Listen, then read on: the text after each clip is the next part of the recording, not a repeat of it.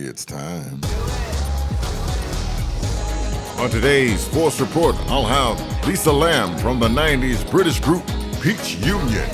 She'll be talking to us about her life as a songwriter, mother, and wife. Also, she'll be sharing with us how her family is forever connected to Nelson and Winnie Mandela.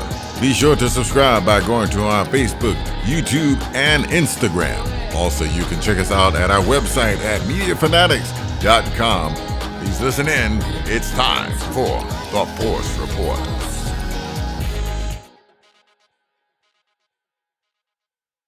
Ladies and gentlemen, today I have with me Lisa Lamb, formerly from the group Peach Union out of the UK.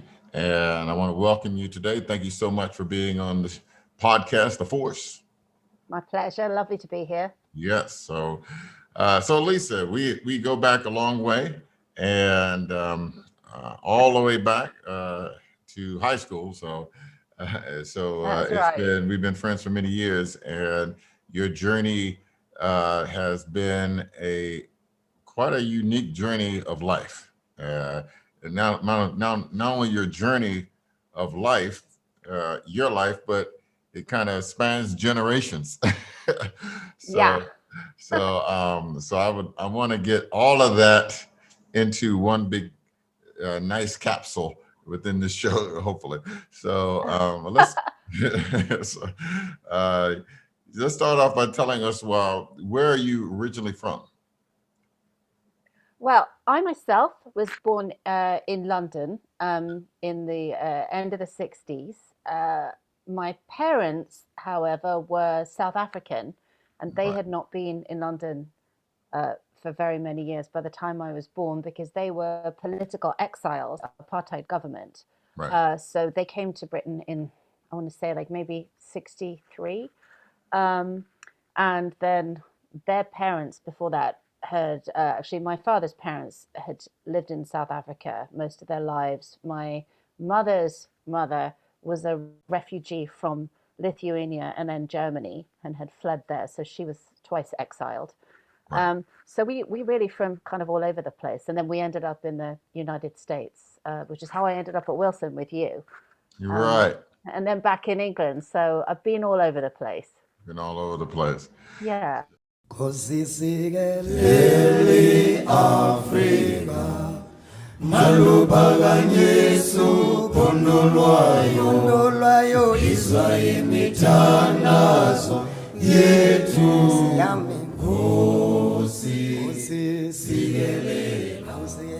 Life in South Africa. I remember the last book I read was Trevor Noah's book, Born a Crime, by Trevor Noah. Born a Crime. Yes. That's a great book. Great I love book. that book. Great book. And I remember when years ago, I had a good friend of mine when I was at Howard University, and she was considered a mulatto. She used the term mulatto, and I'm like, wow, it was a very interesting term. But she was talking about she was from South Africa, and some of these terms like colored and all of this were still sort of being used. This was back in the mid 80s when we had graduated. And so I was kind of surprised, but she kind of explained to me some of the apartheid issues and mixed marriages, and being in America is far different than would have been in living in South Africa.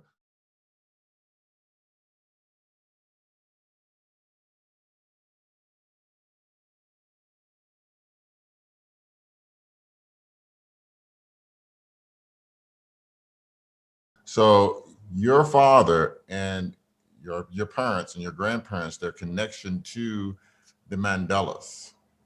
Right. Well, so the connection to the Mandelas is actually through my maternal grandparents. My grandfather on my mother's side was the, let me see, I think he was the general secretary of the South African Communist Party. Now, most people, when they hear Communist Party, are freaked out and think, oh my God, bad people, Russians, Cubans, Chinese communists. But at the time, in the 1940s and 1950s, the South African Communist Party was the only political party who was in alignment with the anti-apartheid movement and the African National Congress. And at the time, the ANC did not admit white people. So the white people who were in alliance tended to be either the communists or big friends with Nelson Mandela. And in fact, when he married Winnie, my grandmother, who was a seamstress, made Winnie Mandela's wedding dress, and they held the ceremony in my grandparents' home. And my mother was there as a young teenager. Wow. So This is a fascinating picture here of yeah, Winnie and Nelson here at your grandparents' house. That's I never knew that that's story right. about you when we were younger. Well, you know, I guess I didn't think about it too much when I was a kid. I mean, I think I was saying to you in an earlier conversation, my mom used to refer to Nelson as Uncle Nelson, and her first job was working on the switchboard at the offices of Mandela in Tambo when they had a law office. And that was in the days when, you know, a phone switchboard was like you had to pull out the little plugs and put them back in again. Apparently, she was really bad at it, and she was constantly disconnecting him. And she said that Nelson would come out and say, "Oh, Barbara, you must try so much harder." Um, but she always used to call him Uncle Nelson. And I think I was probably about 11 before I was like, maybe he's not my actual real blood uncle. Like, I kind of figured it out. I'm like, oh, yeah, we look really different. I think maybe he's just one of those honorary honorary uncles. uncles. An honorary uncle. And Right. yes, I mean, you were talking about Trevor Noah and Born a Crime and how it was illegal for blacks and whites to marry or socialize and intermingle. And when my grandmother would have the Mandela's around, she would have to pull all the curtains in all the rooms so that you couldn't see in and see that there was racial intermingling in their home. This was in the 1950s when the Wow. apartheid government was, you know, at its really cracking down. So, and this is the atmosphere that my young mother grew up in. My grandmother was the first white man to be put under 24-hour house arrest. And then when my parents were at university and they met, so this is, I guess, at the end of the 50s, my father came from a fairly ordinary, not political family, but they met and my mom and dad were very politically involved. And then my dad got put into prison under the 90-day detention act, where they could just grab anyone and throw them in prison without charging them. So he Wow. was in prison when he was 19 for 90 days. And while he was there in prison, my mom was there still seeing, my grandparents had been instructed by the Communist Party to flee into exile. So my grandfather was driven in a car, like under a blanket, to the border of Mozambique and then flown out. My grandmother left by plane. They went to England. And when my dad got out of prison, parents who just were advised that they should probably pack up and leave, because what they were doing is as soon as people got out under 90-day detention, they just picked them up again and brought them back in. Now, Wow. my dad, he was so young, and although he was very motivated, he wasn't a serious insider. I mean, first of all, but he was white and he was young and from a sort of middle class family. So he didn't get tortured beyond, they used to draw a square in the sun in the prison yard and just make them stand there. And then if they fell over, they'd throw water on them, but not the serious torture that other comrades were going through. But my young parents just thought, okay, we better get out. So they fled South Africa and came to England in the 60s. And then they couldn't return. Once you left, they were denied South African passports, but fortunately they each had an Irish relative, so they became Irish Right. citizens. Right. And then in England, and then a few years later, I was born, and that's why I'm British and not South African. Oh, that's Yeah, where. Okay. that's where it comes So from. that makes sense. Yeah. So have you been able to travel back to South Africa uh, during the time when I guess Actually, I went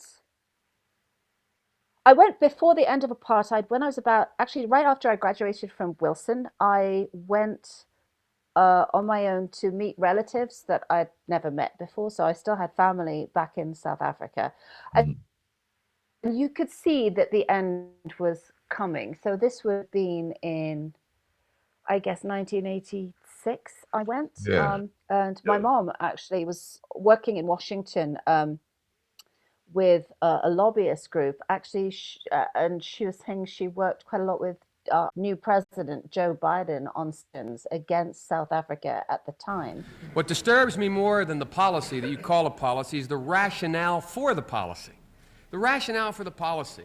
You set out 4 principles that you adhere to, and then and I will go over them in a moment. Then you say on page 14, we must not become part of South Africa's problem. We must remain part of their solution. We must not aim to impose ourselves, our solutions, our favorites in South Africa. Damn it, we have favorites in South Africa. The favorites in South Africa are the people who are being repressed by that ugly white regime. We have favorites. Our loyalty is not to South Africa, it's to South Africans. And the South Africans are majority black, and they are being excoriated. It is not to some stupid puppet government over there. It is not to the Afrikaners regime. We have no loyalty to them. We have no loyalty to South Africa, to South Africans.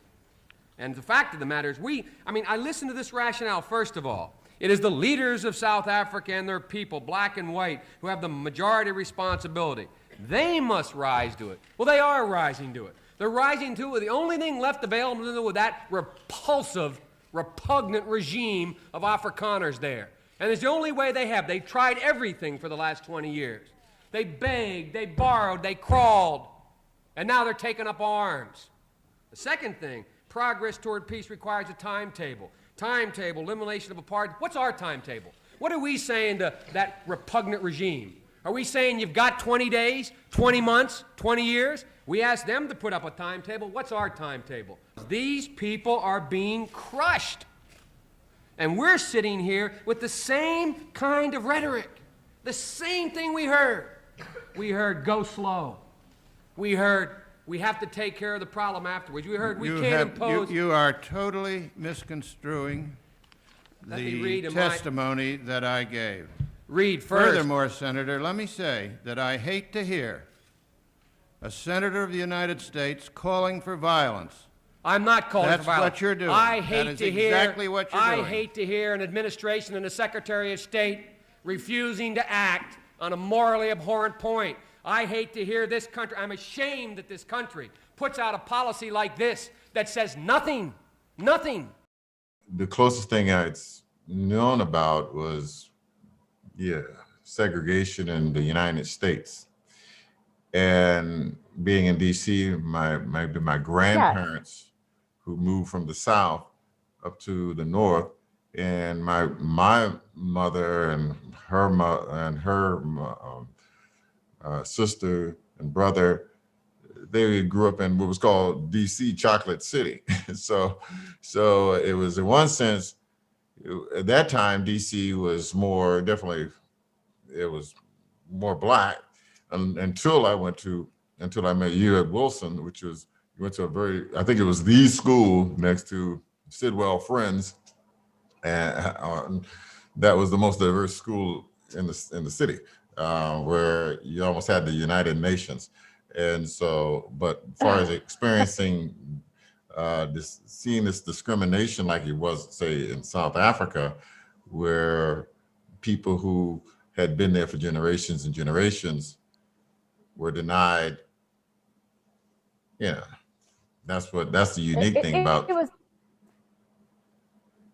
It was a shocker. And I have to say, because I had spent, like you, my teenage years in DC. Right. And, America was so weird for me because I moved to the US from England when I was 12. And I came from London in a very racially diverse area, which is not to say that there isn't racism, because there most definitely is. But I came from, there was a period where there'd been a lot of racial tension in Britain in the early 80s, late 70s, early 80s, and there was a lot of a movement for like the Rock Against Racism movement. And right. My school was very integrated, and you saw a lot of integrated couples, and you would be friends with whomever, black people, white people, Indian people, just everybody, all religion's not such a big deal in Britain. And then moving to the US, I first went to New Haven where my mom was working at Yale initially, and it was like just didn't even talk to each other. It was very strange, and there was open hostility, which I found weird. And then moving to DC, which was Chocolate City in the Right. 80s, Yeah. and when actually we were talking about Wilson, which was diverse, although still predominantly African American. Yes. Yes. Right. I'd say some kids and maybe 200 white, another 100 mixed of Asian Right. Americans and some Hispanic kids. Um, but they'd done a big push to integrate the public schools. So a lot of kids were, although it was a white area that Wilson was situated in, they Right. bussed in a lot of kids. My dad and my stepmom had rented an apartment in what was a very newly gentrifying part of DC. I was actually one of the kids who was bussed in.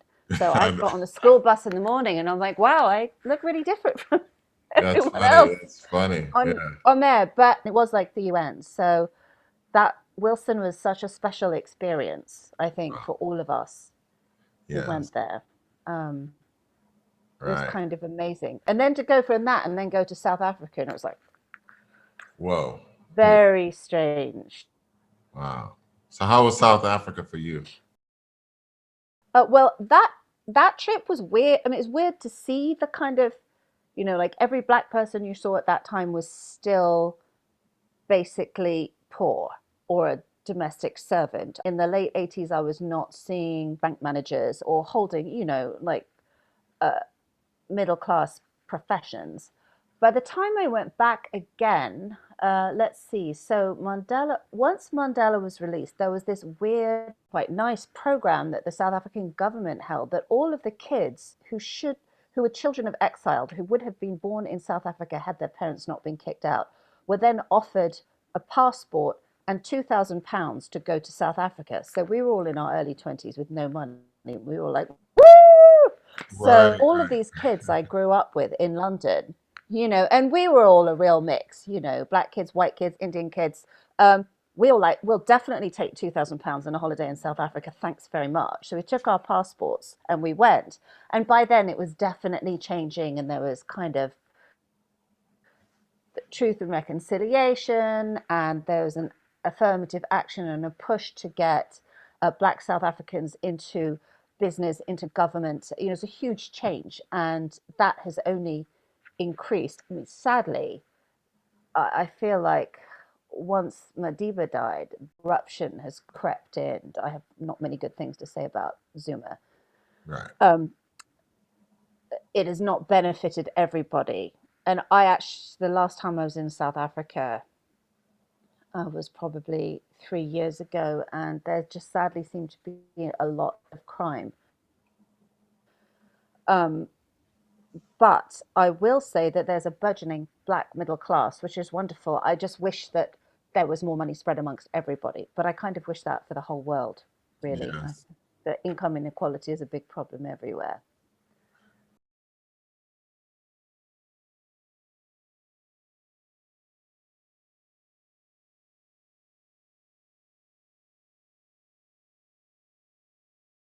After graduation, I knew you. Yeah. We were in uh, chorus together. We were in madrigals. We were in, I guess, a lot of vocal things together, singing. And I know I went to Howard, and I think you got into a career. I know you got into a career writing, singing, and tell us about that. How your Well, journey to yeah, eventually get with Peach Union. well, it was kind of a long journey, but unlike you, Tony, I was not a very good student at Wilson, and I did enjoy chorus. Although you probably have forgotten that I kind of slacked out of that about halfway through the year because it was it was like a zero period, and I just couldn't get up. Right. So I couldn't get there at 7:30 in the morning. It was commute for me, and I was like, oh no, I'd rather sleep. And I spent most of my time at Wilson staring out the window, imagining how I was going to be this major rock star. Right. And I didn't get very good grades because I didn't like school very much. And I used to hang around with the punk rockers. I remember. Sat by the horseshoe smoking cigarette and be cool with weird hair. But when I graduated, I was just very focused on how I could get back to England. So I was actually 17 when I graduated, and I was just, my parents would only let me go to England if I got into some kind of college. So got myself into art school also because all of my big music heroes like Brian Ferry and Brian Eno had been to art college. So I was like, oh, that sounds like that's a great plan. I'll go to art college and then somehow magically I'll be a rock star probably by Christmas or something. Took a bit longer.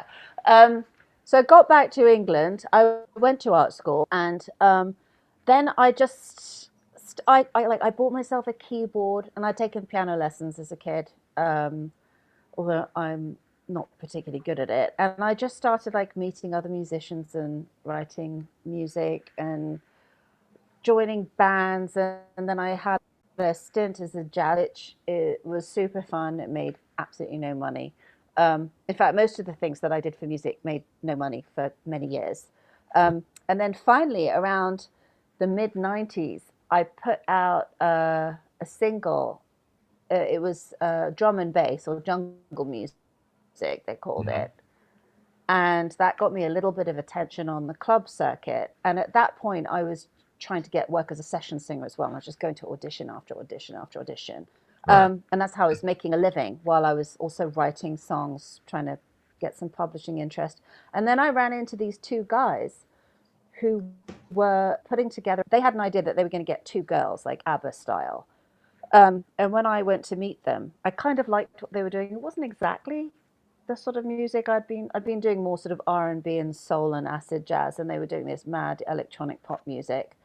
But I liked it, and they were fun. So I said, oh, do you come and record some stuff with us? And they already had a record deal with a small subsidiary label of Mute Records. And I was like, yeah, I'll totally do this. But I'm not doing it if there's another girl. I'm only doing it if it's just me, because otherwise we're all going to argue.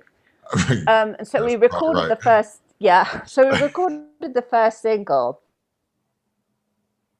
And then they loved this, and they put us onto the main Mute Records label, which thrilled me, because when I was a young teenager, I used to listen to like Depeche Mode and Yaz and all of those things. That was like all I listened to. So for me, it was like a big dream come true.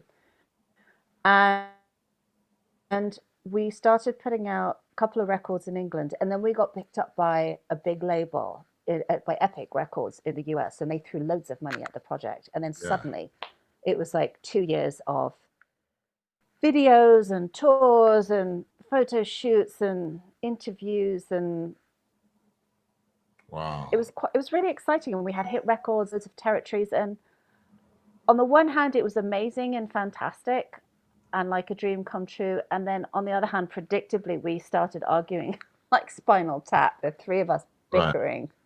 And also, I wasn't in the studio very much. I seemed to be doing all my time doing interviews. This with a friend, but like I'd be at some radio station in some town that I can't remember, and they'd be saying, what's your favorite moisturizer? And I'd be going, what's that got to do with music? Why am I here? So and I remember calling my best friend and complaining, and she's like, would you shut up? Only know who just complains all the time. And I was like, well, to be fair, I am also the only pop star that you know. And she was like, yeah, but this was your dream and now you hate it. And I was like, oh, yeah, you're right. I hate this. This is... And then I thought, I'm a musician and a composer. I'm not really cut out for this pop star malarkey. So after the one album, we just decided to call it quits. And then I started writing music for like TV and film. And I started my own company writing music for like corporate stuff. And that was my pop career. So you had a hit album, and you said, "I'm going to write music. I'm tired of this." Some people it takes several albums, but not a good album. And then they would have to wait till their sophomore album either to fail, and then they put out another album. And then next thing you know, you're in debt with the record company. So So you didn't have to go with that through that. I guess not, and I think, Tony, if the three of us had been having a great time together, and if we had all been really committed to it, and if I had loved the music industry, I think it would have been different. But it was one of those moments in life, and I guess I was about 28 or 29, and I suddenly went, this dream that I dreamed up, I dreamed when I was 15 and sitting in a classroom at Wilson, and it looked so appealing. And now I'm an adult, and it just isn't quite what I thought it was going to be. And I can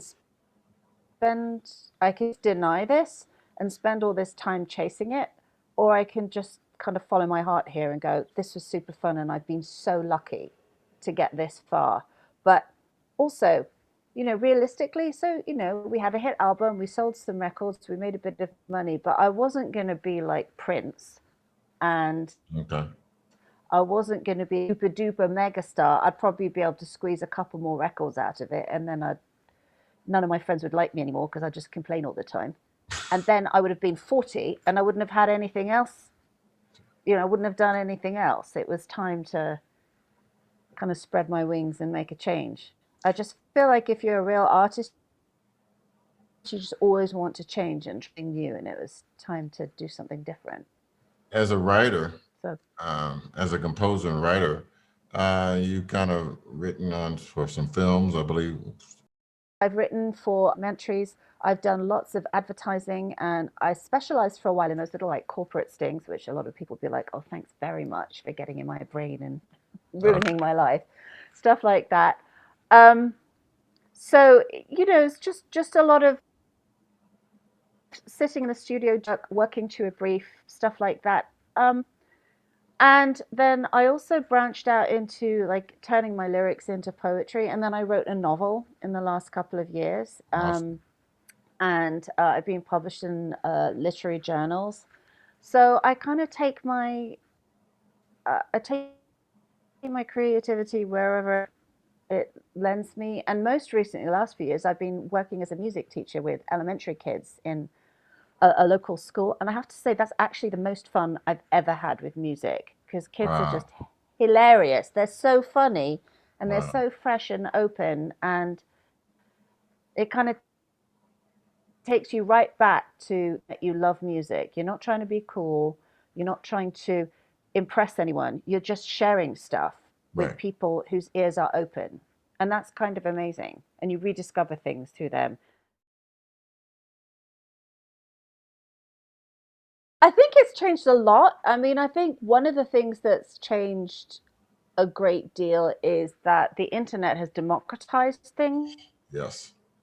So it really is possible for artists to, I mean, first of all, and I think this was true of our generation too, is that for us, it was financially possible to create your own music, like in a little home studio. It maybe wasn't at the same quality as a published record, but you could certainly make a very, very decent demo. And then, by the mid 90s, you could make something that sounded like a real record and produce Right. it on your own.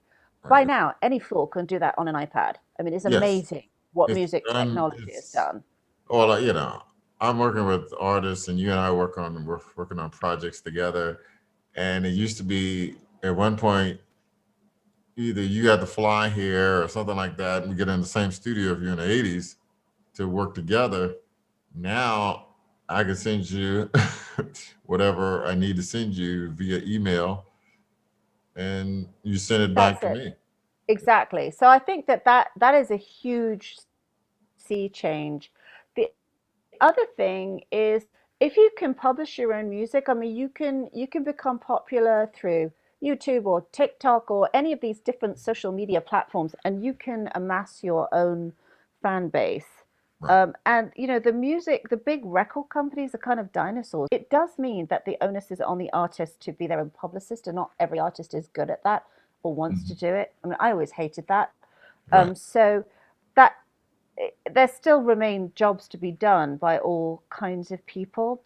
I Right. think that I think that you can really see societal change. Like I was listening to some song lyrics. Just my kids, who are teenagers, listen to pretty mainstream pop music. They like listen to Hits One on Sirius FM, and I was listening to some of the lyrics, especially by some of the young women, and they're really like, I feel like all of the pop songs in the 80s and 90s by young women were very kind of victim based, or like they're sitting there waiting for some guy to, it was either boohoo, he's been so mean to me, or I want someone to come and love me. These girls are just accepting zero crap from anyone, and Yes. they're taking their own careers, they're writing their own music, Right. they're producing their own songs, and the songs are about their experience. And I want to be quite clear that I always knew women who were writing that kind of material. I mean, my friends were, women older than me had been doing that in generations before, but nobody would publish it, taking a song that had more of a, for want of a better word, a feminist slant to it, to a record company, and them saying, we just don't think that a girl who looks like you should really sing a song like that. And I felt my head explode with rage. I wanted to kill someone. And yeah, Ash now is so mainstream, and she's just kicking butt and writing her stuff, and it's out there, and I love that. And people who are not conventionally attractive, like, who's that guy? My kids are always, the Scottish guy. He's got a beautiful, beautiful voice, but he's quite like heavy. Oh, okay. Oh, his name will come back to me in a minute. Okay. But he's just like some ordinary guy who'd lived next door and, probably eats too much pizza at the weekend.